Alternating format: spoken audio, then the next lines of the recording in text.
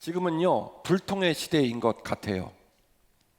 세상에 수많은 남자와 여자 중에 저 남자 고르면, 저 여자 고르면 평생 동안 정말 알토란같이 소통하고 행복하게 살 거다 싶어서 결혼한 배우자와 그렇게 불통하고, 내가 낳아서 그 아이 뱃속에 내 피가 흘러가는데 아들과 딸과 부모님이 불통하고, 또 이 땅에 얼마나 많은 교회가 있습니까?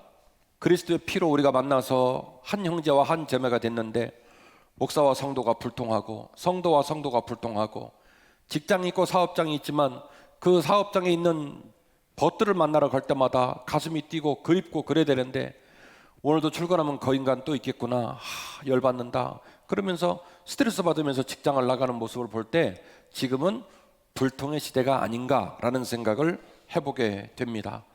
어떤 학자가 이렇게 정리해 준 거 아니고 어디에 뭐 이렇다고 정리된 건 아닌데, 목회 25년을 하면서 제 나름대로 깨달은 지혜를 짜내어 5가지의 공식이라고 하는 틀을 만들고 그 틀을 여러분과 함께 나누려고 해요. 첫 번째 소통의 공식입니다. 역지사지로 접근하라는 거예요.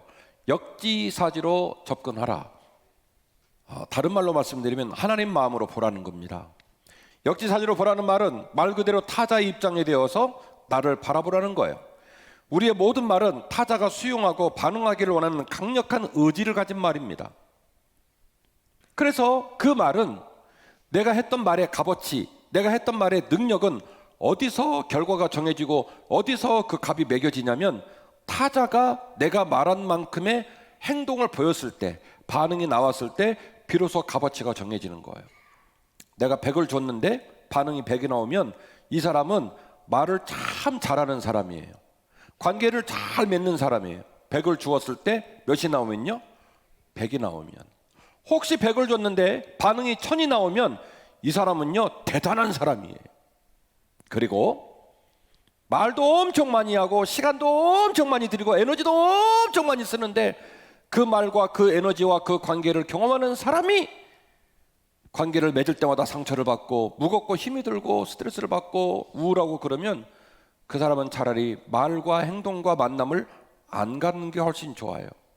왜냐하면 말이라고 하는 것은, 관계라고 하는 것은, 에너지라고 하는 것은 상대방의 반응을 고려해서 말을 하고 행동을 하는 거기 때문에 타자가 행동을 해주지 않으면, 결과물을 내주지 않으면 의미가 없습니다. 자, 그렇다면 어떻게 타자가 움직일 수 있을까요? 거꾸로 생각하면 답이 나와요. 내가 이런 말을 했을 때, 내가 이런 제안을 했을 때, 내가 이런 의견을 비쳤을 때 그 사람은 상처를 받을까, 행복할까?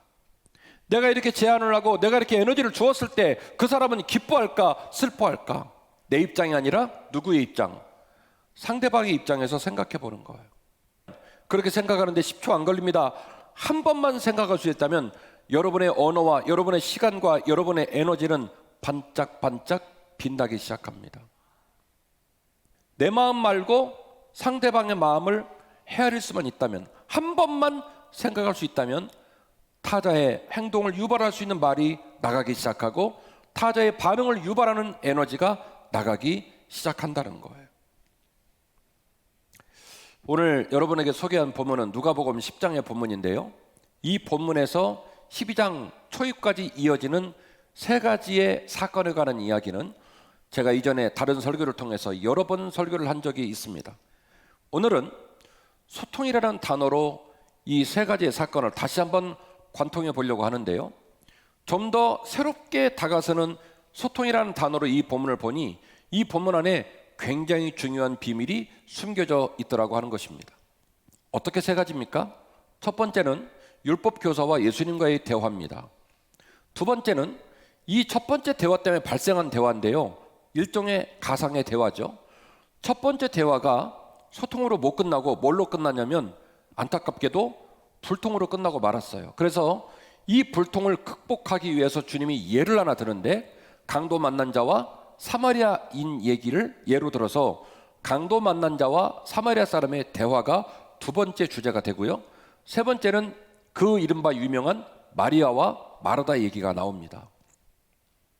앞에 있는 두 이야기는 한 가지 이야기가 연결되면서 나온 얘기고, 뒤에 있는 마르다와 마리아에게는 전혀 다른 이야기입니다만은, 그러나 이 본문이 공교롭게도 이 세 이야기가 12장 초에까지 딱 모여서 있는데요, 이 세 가지 이야기를 소통이라는 단어로 관통을 시켰을 때 매우 중요한 원리를 이 본문에서 발견할 수가 있더라고 하는 것입니다.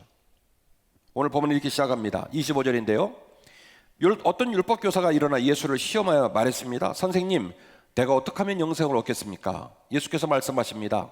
너 율법교사잖니?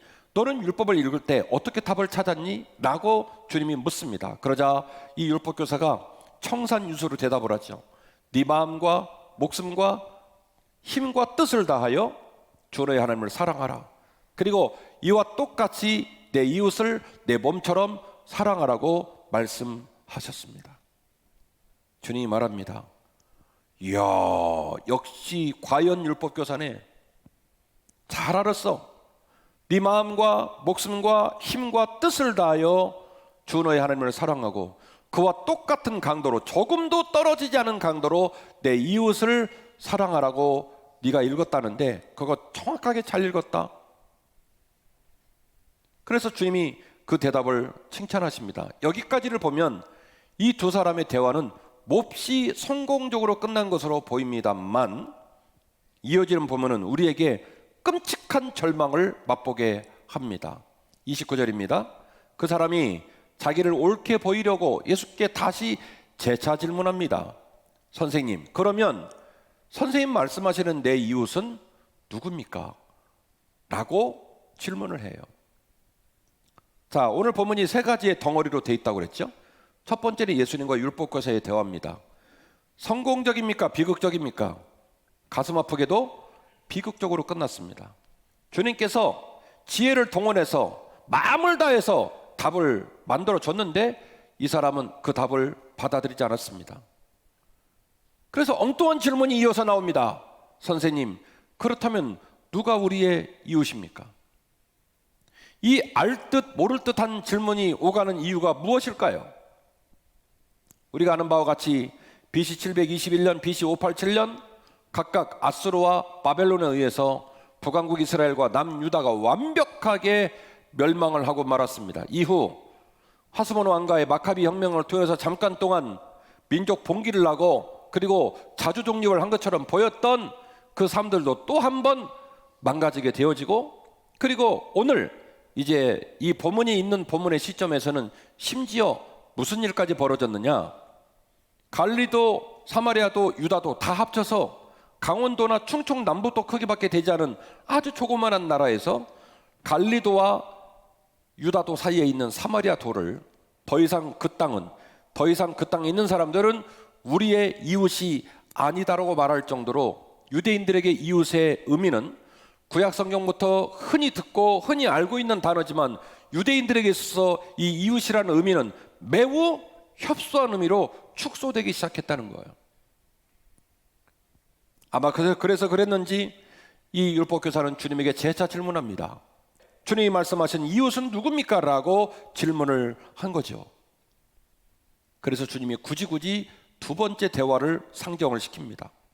잘 아시는 바와 같이 강도 만난 자가 있고 그 강도 만난 자를 지나가는 제사장 레위인 사마리아인이 지나가게 될 때에 제사장과 레위인은 부정하게 되는 문제로 그냥 지나가게 되었고, 오직 사마리아 사람만, 얼굴도 본 적 없고 이름도 알 수 없는 그 불쌍한 강도 만난 자, 죽어가는 자를 그가 수습을 해서 숙박업소에 옮기고 환부를 치료해주고 숙박비를 주고, 그리고 그가 건강을 회복할 수 있도록 도와달라고 집주인에게 부탁을 한 후 돈이 더 들어가면 내가 다시 올 때에 그 돈을 변상하겠다고 가냐 말을 했다라고 주님께서 두 번째 이야기, 가상의 이야기를 상정을 해주게 된 것이죠. 그리고 주님이 이 율법 교사에게 재차 질문합니다.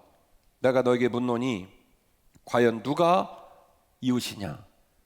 주님이 역설적으로 질문해서 답을 찾도록 도와주시고 계시죠. 36절입니다. 내 생각에는 이 세 사람 중에 누가 강도 만난 자의 이웃이 되겠느냐? 이르시되 선생님, 자비를 베푼 사람입니다. 예수께서 말씀하십니다. 그래, 네 말이 맞아. 너도 가서 이와 같이 하라. 할렐루야. 대제사장 아니고 서기관 아니고 유대인 아니고 네 형제 아니고 네 동네 사람 아니고 자비를 베푼 사람, 하나님의 거룩한 사랑으로 누군가를 섬기고 하나님의 거룩한 사랑으로 이 땅을 섬기기를 원하는 사람, 그가 곧 이웃이란다. 그래서 너도 이와 같이 했으면 좋겠다라고 주님이 말씀을 하시는 거예요. 저하고 여러분들은 명색이 그리스도인입니다. 명색이 기독교인입니다. 명색이 우리가 죄인이라는 사실을 깨달은 사람이고, 명색이 매주일 말씀을 들으면서 성령 하나님께서 우리 마음에 임재하신다고 믿는 사람이고, 명색이 우리가 매주일 말씀을 들으며 점점 조금씩이라도 제자가 되어져 가고 있다고 믿고 있는 사람들입니다. 하여 여러분에게 여쭙니다. 여러분의 언어와 여러분의 마음과 여러분의 삶이 과연 세상에 휩쓸려 질질질 끌려가고 계신지 아니면 저항하고 계신지. 소통의 비결, 소통의 공식 첫 번째, 역지사지로 접근하십시오. 이것은 하나님의 마음입니다. 하늘에 계신 우리 아버지의 마음이라고요. 우리는 여기서 우리 주님의 주의 기도의 가르침이 연상이 됩니다. 하나님의 뜻이 하늘에서 이루어진 것과 같이 땅에서도 이루어지기를 원하나이다. 하나님 마음을 품고 하나님 마음으로 상대방을 보기 시작하면 하나님의 뜻이 하늘에서 이루어진 것처럼 이 땅에서도 이루어지게 될 줄로 믿습니다. 사람의 마음이 녹아지고 사람과 사람과 불통해서 소통이 되어지고 사람과 사람 사이가 서로를 사랑하기 시작하면 그곳이 하나님의 나라가 되는 거예요. 하나님의 뜻이 하늘에서 이루어진 것처럼 이 땅에도 이루어지게 되는 겁니다. 두 번째, 남을 존중해 주십시오. 존중은 존경에 비하면 대단히 일상적이고 쉬운 일입니다. 그러나 우리는 이 가장 간단하고 쉬운 길을 절대로 선택하지 않습니다. 바로 나를 지나치게 사랑하고 내가 다른 사람에게 가장 중요한 사람이 되기를 원하는 아주 못되고 이기적인 마음 때문에 우리는 다른 사람을 존중하지 않습니다. 존경은 다른 사람이 존경할 수 있도록 할 수 있다 없다? 존경은 할 수가 없습니다. 존경은 그 사람 안에 내면 안에 일어나는 자신의 내면적인 변화입니다. 그 사람을 사랑하고 그 사람을 어렵게 여기고 그 사람을 내가 따르겠다고 결심할 때 비로소 우리는 그 단어를 존경이란 말로 쓰죠. 그러나 존중이라는 단어는 내가 결정할 수도 있고 남이 결정할 수도 있고 공동체가 요구할 수 있는 단어입니다. 존중하라는 거예요. 내가 다른 사람에게 의미 있는 사람이 되어지고 내가 다른 사람에게 가치 있는 사람이 되어지고 내가 다른 사람에게 무게감이 있는 삶이 되기 위해서는 나도 다른 사람을 어떻게 해요? 존중할 줄 알아야 해요. 이어지는 본문은 누가복음 10장 38절 이하의 본문인데요, 우리가 잘 아는 바와 같이 나사로 집안의 잔치 사건입니다. 이 집안의 가족 구성원은 나사로, 마르다, 마리아 이렇게 3인으로 되어 있는데, 놀라운 사실은 이 집안의 의사결정을 누가 하냐면 마르다가 했던 걸로 보입니다. 왜냐하면 예수님의 전도팀이 베다니에 이르게 되었을 때 예수님을 딱 보고 우리 집에 예수님 일행을 드릴지 말지를 결정을 하는데, 마르다가 마리아나 나사로에게 안 물어보고 바로 결정을 합니다. 주님, 우리 집으로 들어오시지요 라고 해서 주님을 딱 모십니다. 그리고 모시고 그리고 이제 드디어 잔치를 준비하는 거예요.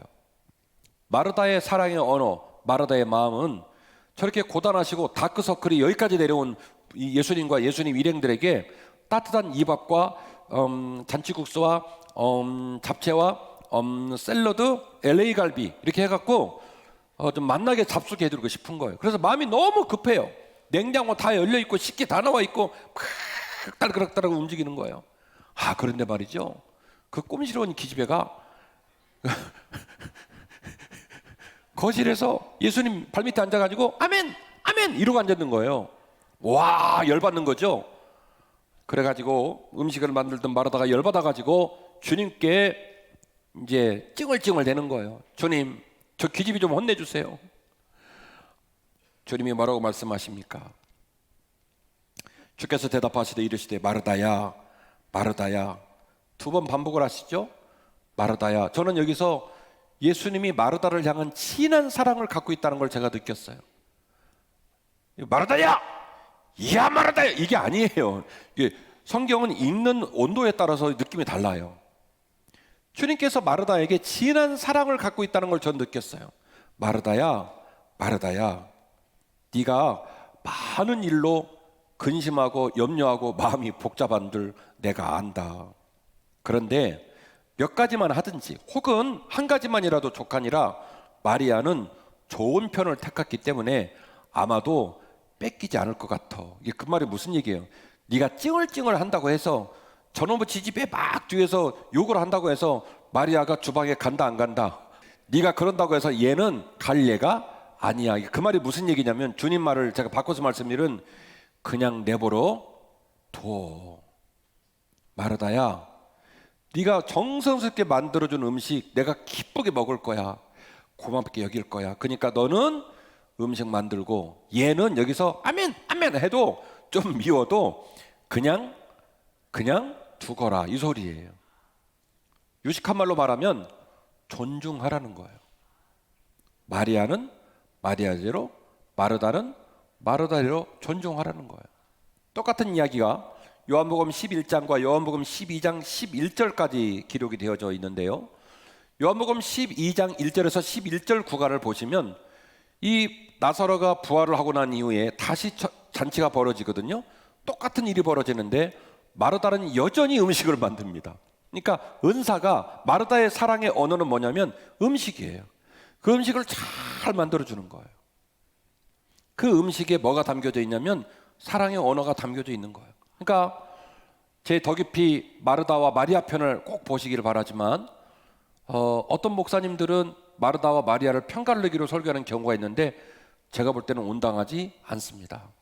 마르다는 마르다대로, 마리아는 마리아대로. 오늘 주님의 언어를 보니까 뭐예요? 그를 어떡하라? 그를 존중해줘라, 이 얘기예요. 그 얀테의 법칙이라는 게 있어요. 얀테의 법칙. 전 세계에서 가장 복지가 높고 행복한 국가를 북유럽 국가라고 이야기들을 합니다. 노르웨이, 덴마크, 아이슬란드, 핀란드, 스웨덴, 이렇게 5개 국가를 북유럽 국가라고 이야기를 하는데요.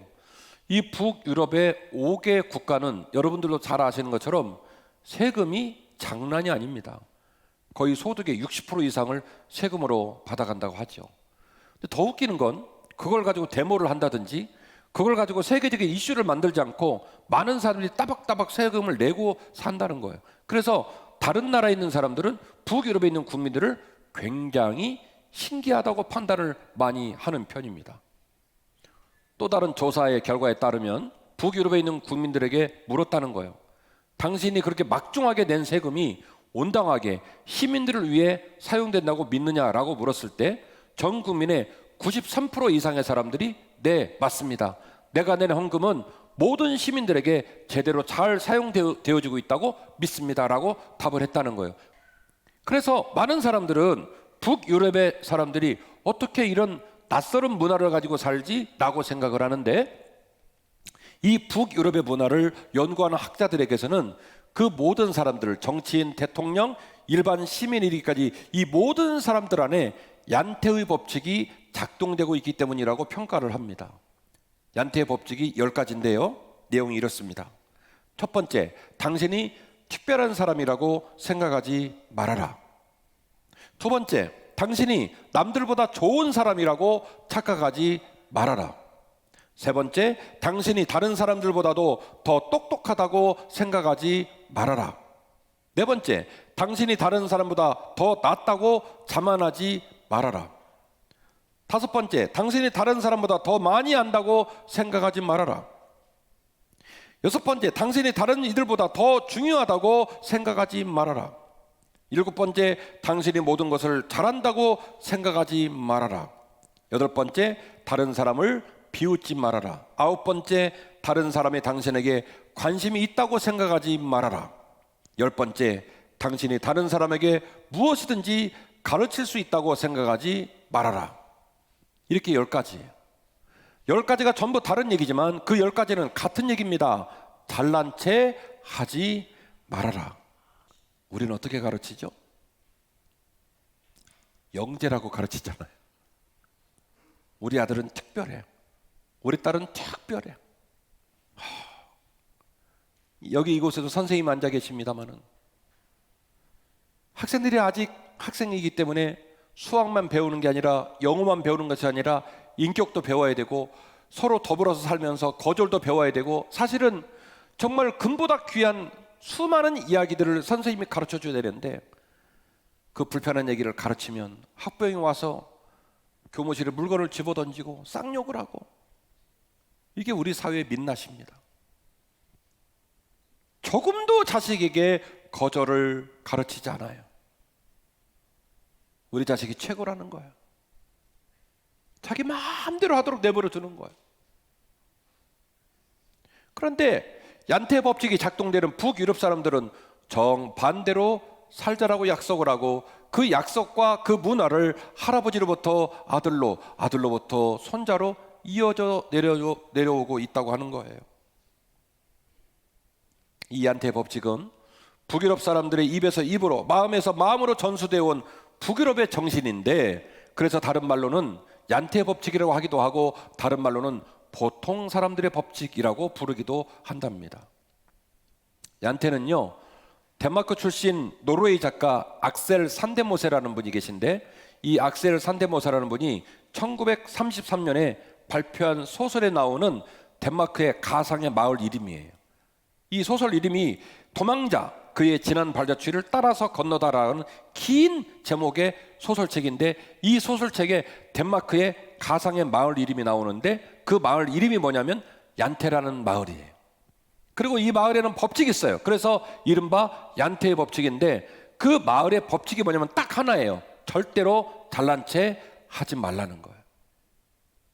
놀라운 것은 이 얀테의 10가지 법칙은 악셀 산데모사가 창의적으로 고안하고 떠올린 주제들이 아니라는 거예요. 원래 북유럽에서 할아버지로부터 아들로, 아들로부터 손녀, 손자로 흘러오는 이야기들을 집대성한 뿐이에요. 다시 말씀드리면 이 이야기가, 이 보통 사람들의 정신과 이 보통 사람들의 법칙이 모든 사람들에게 합의되어져서 그렇게 유구한 역사를 따라 흘러오는 것을 악셀 산데모사라는 사람이 집대성에서 책으로 펴냈을 뿐이라는 거예요. 오늘 이후로 우리는 존중하면서 살기를 주의 이름으로 축원합니다. 존중이 쉬울까요? 쉬울까요? 쉬워요. 쉬운데 안 하는 거예요. 존중하는데 무슨 에너지가 들어갑니까? 돈이 들어갑니까? 대가를 지불합니까? 있는 사람 그대로를 인정해 주는 거예요. 그게 존중이에요. 다른 사람이 여러분과 다르다는 이유로 그를 비난하고 정죄하고 핍박하고 절대로 그러지 마세요. 사람은요, 마음을 먹기에 따라서 그 사람의 마음의 질이 달라져요. 존중은 행복의 첩경이에요. 존중은 소통의 첩경이에요. 반드시 존중하시기를 주의 이름으로 축원합니다. 세 번째로, 말을 조심하시기를 바랍니다. 우리의 말은 입에서 나오지만 사실은 입에서 나오는 게 아니라 마음에서 나오죠. 우리의 마음 안에는 항상 죄의 쓴뿌리와 우리를 죽이는 사단의 역사가 우리를 넘어뜨리고 있다는 것을 여러분 반드시 기억하셔야 합니다. 입을 떠난 말은 절대로 사라지지 않으며 뜻밖의 순간 어마어마한 파급 효과가 되어 부메랑이 되어 우리에게로 돌아오기 때문입니다. 말을 조심하고 혀를 참을 수만 있어도 우리는 일상에서 비극적인 화를 면할 수가 있기 때문이죠. 잠언 21장 23절 말씀입니다. 입과 혀를 지키는 자는 자기 영혼을 환난에서 보존하느니라. 또 다른 본문 하나를 소개하려고 하는데, 이 본문의 문장과 가르침은 제 입장에서는 한편의 설교자의 설교처럼 보여요. 좀 긴 말씀이지만 여러분에게 따박따박 읽어드리고자 합니다. 야고보서 3장 1절 말씀입니다. 내 형제들아, 너희는 선생된 우리가 더 큰 심판을 받을 줄 알고 선생이 많이 되지 말아라. 우리가 다 실수가 많으니 만일 말에 실수가 없는 자라면 곧 온전한 사람이라 능히 온몸도 굴레 씌우느니라. 우리가 말들의 입에 재갈을 물리는 것은 우리에게 순종하게 하려는 것이고 또 온몸을 제어하려는 것이라. 또 배를 보라. 그렇게 크고 광풍에 밀려가는 것들을 지극히 작은 키로서 사공이 뜻대로 운행하나니 이와 같이 혀도 작은 지체로 돼 큰 것을 자랑하도다. 보라, 얼마나 작은 불이 얼마나 많은 나무를 태우는가. 혀는 곧 불이요 불의 세계라. 혀는 우리 지체 중에서 온몸을 더럽히고 삶의 수레바퀴를 불사르나니 그 사르는 것이 지옥불에서 나느니라. 여러 종류의 짐승과 새와 벌레와 바다의 생물은 다 사람이 길들일 수 있고 길들여 왔거니와 혀는 능히 길들일 사람이 없나니 쉬지 아니하는 악이요 죽이는 독이 가득한 것이라. 이것으로 우리가 주 아버지를 찬송하고 또 이것으로 하나님의 형상대로 지음받은 사람을 저주하나니 한 입에서 찬송과 저주가 나오는도다. 형제들아, 내 형제들아, 이것이 마땅하지 아니하니라. 샘이 한 구멍으로 어찌 단물과 쓴물을 내겠느냐. 내 형제들아, 어찌 무화과 나무가 감람 열매를 포도나무가 무화과를 맺겠느냐. 이와 같이 짠물이 단물을 내지 못하느니라. 할렐루야. 큰 배가 사공의 작은 키로 움직이는 것처럼 어마어마한 힘을 가진 말이 재갈 물린 그 재갈이 탁 작동이 되면 꼼짝달싹 못하고 움직이는 것처럼 혀는 쓰기에 따라 사람을 죽이기도 하고 살리기도 하는데 야고보서 말하기를 그 중요한 혀를 길들일 자가 있다 없다? 없다는 거예요. 그래서 말을 조심하라는 거예요. 말을 조심하라는 거예요. 사람의 말은 그냥 입에서 쏟아져 나오지 않습니다. 머릿속에요, 한마디의 욕을 하려면, 한마디의 비난을 말하려면 100마디 이상의 얘기가 머릿속에 담겨 있어야 그게 나가요. 그러니까 내 심령도 피폐해지고 듣는 사람의 마음도 피폐해지는 거예요. 반드시 여러분이 말을 할 때는 조심하시고 주의하시기를 바랍니다. 그러면 거기서 소통이 일어나는 거예요. 네 번째로 경청하라는 것입니다. 경청은 내가 상대방을 이해하고 그 상대방을 움직일 수 있는 말을 함에 있어서 가장 중요한 인격이요 삶의 태도입니다. 경청만 잘해도 우리는 그 사람 마음을 얻을 수 있고 진짜 소통이 거기서 시작될 수 있습니다. 상대방의 말을 경청하고 그 말의 필요를, 그 말의 의도를 섬세하게 잘 살펴주십시오. 내가 그의 필요를 살피면 드디어 그도 나의 필요를 살피기 시작할 겁니다. 지금 제가 여러분에게 드리는 말씀은 귀에 간질간질거리는 찬양과 경배와 좋은 얘기만 말하는 게 아니에요. 사람은 그런 말을 말하고 살 수는 없습니다. 좋은 말을 하고 살기도 하지만 나쁜 말을 주고받을 수 있습니다. 심각한 얘기를 주고받을 수 있습니다. 그래도 뭐 하라는 거예요? 그래도 경청하라는 거예요. 그러면 뭐가 됩니까? 거기서부터 소통이 일어나는 거예요. 마지막 5번째입니다. 구조를 바꾸라입니다. 쉽게 말씀을 드리면 장소를 바꾸라는 거예요. 사람의 마음과 말은 항상 죄중에 있고 우리는 우리의 인격과 성숙의 분량에 있어서 함량 미달이요 실패할 때가 너무나 많은 인간들입니다. 그렇다면 우리는 어떻게 그렇게 미진한 삶을 살면서 성공적인 삶을 살 수 있을까요? 구조를 바꾸는 거예요. 구조를 바꾸는 거예요. 상황이 너무 어렵고 힘이 들 때는 구조를 바꾸는 거예요. 여러분의 배우자가 혹은 여러분이 자식과 그런 심각한 갈등이 오게 되면 거기서 결판을 보지 말고, 거기서 결판을 보자는 얘기는 같이 죽자는 얘기예요. 장소를 바꾸세요. 구조를 바꾸세요. 장소를 바꾸시고 시간을 마련하고 그리고 관계를 다른 각도로 재설정을 하게 되면 뜻밖의 거기서 문이 열리고 소통이 시작되게 되는 것입니다. 자, 오늘 여러분에게 5가지의 소통의 공식을 말씀을 드렸습니다. 역지사지로 접근하라. 남을 존중하라. 말을 조심하라. 남을 경청하라. 구조를 바꾸라. 이 5가지를 꼭 기억하셔서 여러분의 가정, 또 여러분의 자녀, 또 우리 교회의 목회자와 성도의 사이, 성도의 성도 사이, 여러분 직장, 여러분 사업장의 사이가 그렇게 따뜻하게 행복하게 소통되시기를 주의 이름으로 축원합니다.